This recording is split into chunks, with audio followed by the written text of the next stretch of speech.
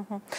Я хотела бы сказать, что здесь, наверное, очень много факторов, которые влияют в целом на вопрос подготовки наших детей к участию в ПИЗа, потому что составляющие здесь достаточно серьезные. Это и вопросы управления, вопросы финансирования, это вопросы содержания нашего образования. Поэтому Министерство образования в последние годы мы в нескольких направлениях работаем. Если говорить о вопросах управления, это система оценивания. Да? Система оценивания, она является крайне важной для системы образования, в целом для достижения качества образования, потому что очень часто говорят о том, что практически четверть бюджета Кыргызстана направляется в систему образования. Но нам надо понять, насколько эффективно эти средства используются. Да? Поэтому система оценивания, она позволяет нам выявить, скажем, такую достоверную картину на самом деле, что мы имеем в наших школах. Да? Поэтому в прошлом году были внесены изменения в законодательство, и за прошлый год Министерство образования мы смогли практически 100% наших школ провести через нашу государственную аккредитацию. А что такое государственная аккредитация, да, и вообще аккредитация? Мы постарались...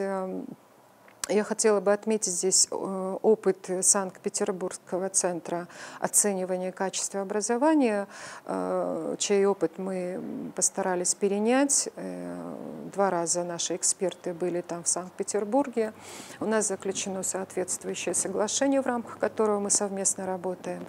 Мы постарались максимально исключить какой-то человеческий фактор со стороны, скажем, Министерства образования. То есть, если раньше, скажем так, какие-то определенные комиссии выезжали там на места, что-то там проверяли, на сегодняшний день система аккредитации, она позволяет онлайн принимать здесь документы. Это первый этап самоаттестации этих наших школ, когда школа сама должна представить программу своего развития.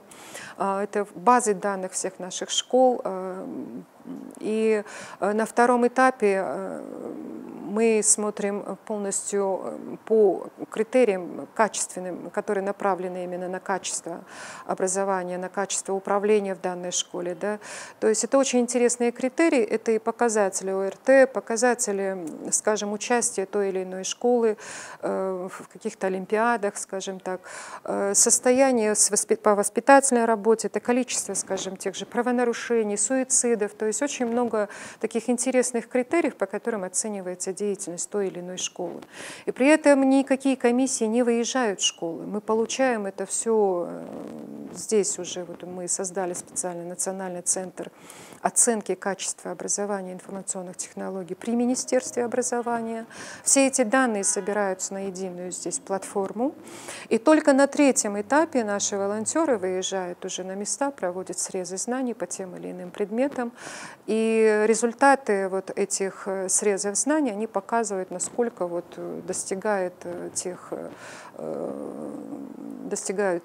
результаты, они показывают, достигают ли целей, поставленных целей та или иная школа. Поэтому за прошлый год была сделана огромная работа. Сегодня мы уже подводим итоги, и в течение года где-то порядка 400 школ у нас прошли условную аккредитацию. Ни в коей мере мы не ставим своей целью прям сразу освободить кого-то от работы, скажем так. Да? Это в первую очередь цель нашей аккредитации – это помочь нашим школам решить те проблемы, которые у них есть. Например, те же вопросы повышения квалификации. В первую очередь, где мы должны привлечь учителей наших для того, чтобы они прошли соответствующие курсы повышения квалификации. Куда в первую очередь мы должны, скажем так, обратить внимание на обеспеченность учебниками.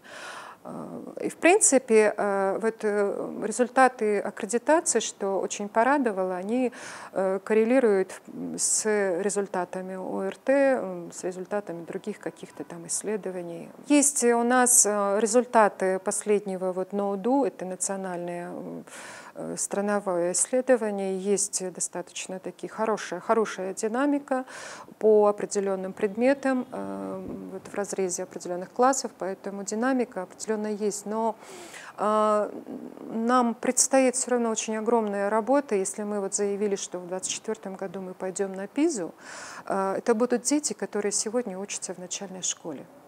Поэтому вот сейчас мы разрабатываем такой конкретный план действий, и перед Академией образования эта задача поставлена, для того, чтобы понять, какие меры нам надо сейчас предпринять для того, чтобы вот наши дети смогли подготовиться. Поэтому я думаю, что мы сейчас будем очень активно работать именно вот с этим уровнем начальной школы. Это повышение квалификации учителей, скажем так. Вот, это большая работа совместно с нашими партнерами. На всех встречах мы говорим о наших планах, и, я думаю, и поддержка в целом будет направлена на этот уровень.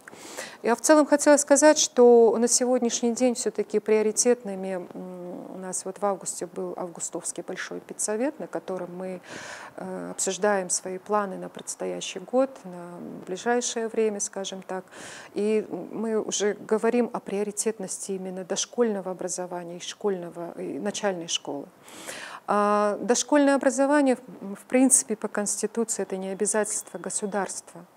Но данный уровень, он является очень важным, да, поэтому есть очень много международных исследований, которые говорят о том, что насколько страна, скажем так, уделяет внимание именно на уровне дошкольного образования, тем больших успехов дети уже достигают на уровне школьного образования. Поэтому вот здесь я хотела бы сказать, мы посмотрели опыт Швеции. Швеция — это самая лучшая система дошкольного образования. Она интересна нам была тем, что в Швеции рассматриваются возможности организации, различные форматы организации дошкольного образования.